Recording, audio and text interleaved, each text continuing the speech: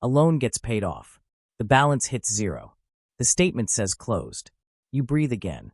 But somewhere else, at that exact moment, a new line of debt quietly appears. Different name. Different place.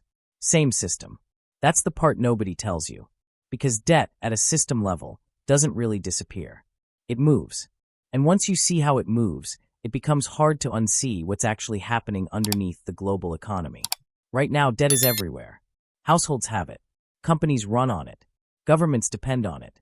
Entire economies are built on the assumption that tomorrow's income will cover today's borrowing. And yet, if you zoom out far enough, something strange happens. The total debt never meaningfully shrinks. It just changes hands. Let's start small. Imagine you take out a $10,000 loan from a bank. That money didn't come from a vault in the back. It wasn't sitting there waiting for you. The bank created it the moment you signed the agreement. A number appeared in your account. At the same time, a liability appeared on your name. Money created.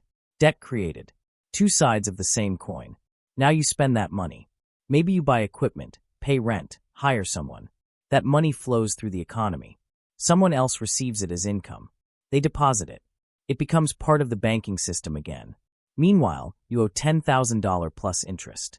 Years pass. You work. You repay the loan. Eventually, the balance hits zero. From your perspective, the story ends. But from the system's perspective, something else happened.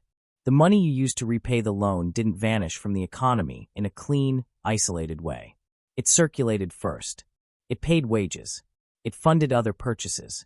It became someone else's income before it ever made its way back to the bank. And here's the key tension.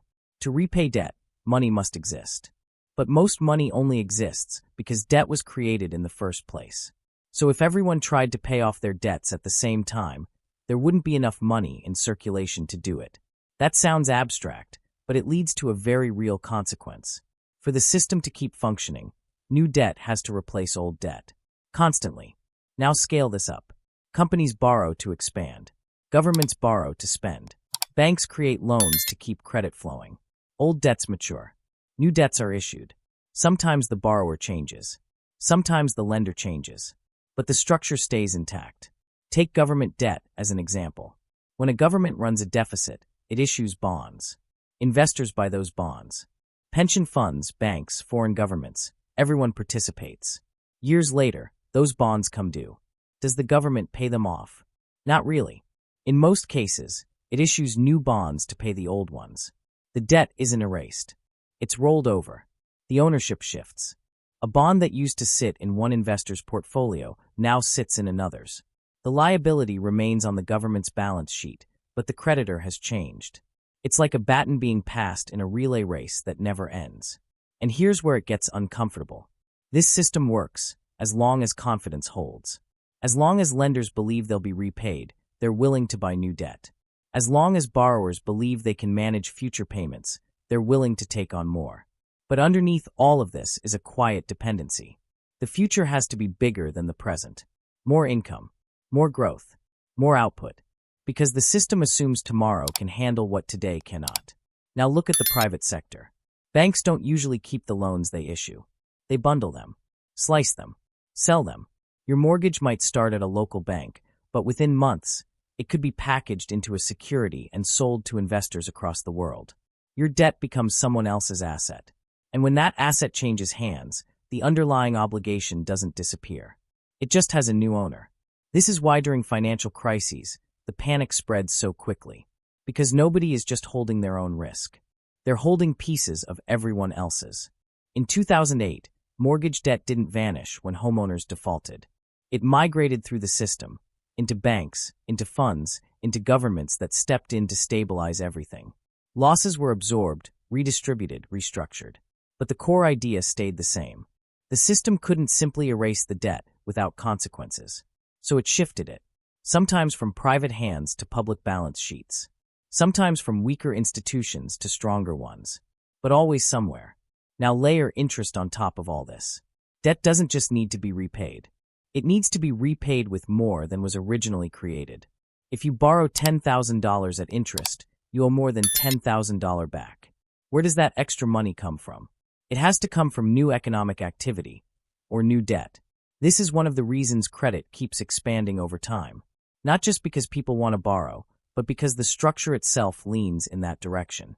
Old obligations create pressure for new money to enter the system. And the easiest way to introduce new money is through more lending. So the cycle continues. Debt funds growth. Growth justifies more debt.